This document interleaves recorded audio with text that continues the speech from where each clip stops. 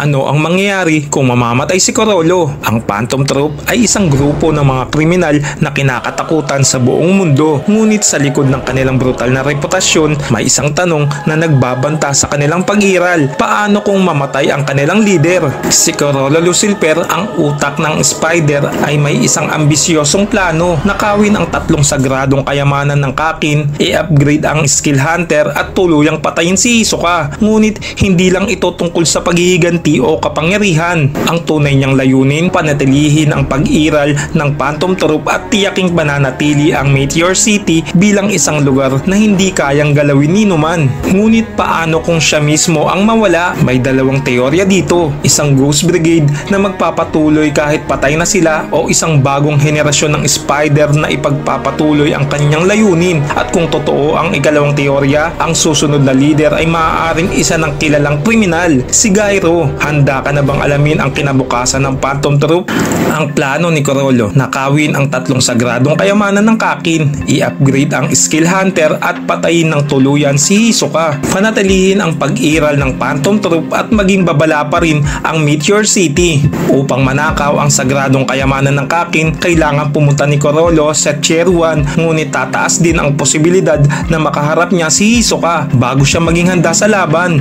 Gayunpaman, sinabi ni Corolla na hindi ito malaking bagay dahil may nakahandang proyekto para magpatuloy ang Ryodan kahit na mamatay sila. Ano ang alternatibong plano kung mamamatay si Corolla? Ayon kay Bonalinov, nais ng ilang miyembro na tapusin ang palabas. Ibig sabihin, dapat mapaslang ng grupo si Hisoka bago pa ito magawa ni Corolla, habang nais naman ni Corolla na gawin itong mag-isa. Isang malungkot na kontradiksyon. Kapag namatay ang Master State, mawawala ang yelo at dapat nilang tanggapin ang hinaharap kung saan unti-unting mawawala ang bawat miyembro dahil hindi lang si Hisoka ang humahabol sa kanila, kundi pati na rin ang Siyu, Hailey at Char na nakikita ang Spider bilang banta na dapat alisin.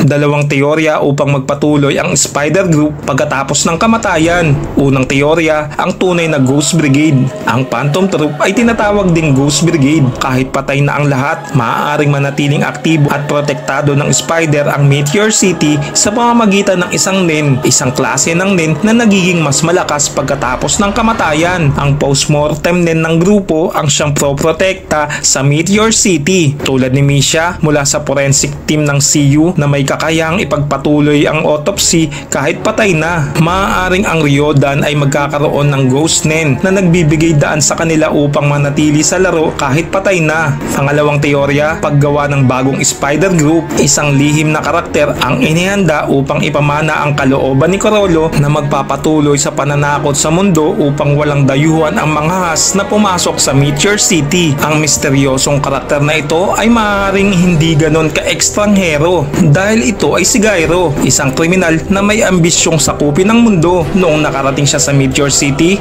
maaaring nagkita na sila ni Corolla at posibleng may kasunduan sa hinaharap. At dyan na nagtatapos ang ating pagtalakay sa plano ni Corolla at ang posibleng hinaharap ng Phantom Troop. Kung nagustuhan mo ang video na ito, huwag kalimutang i-like, i-share at mag-subscribe sa Mr. Salaysay para sa mas marami pang kwentong puno ng misteryo at teorya.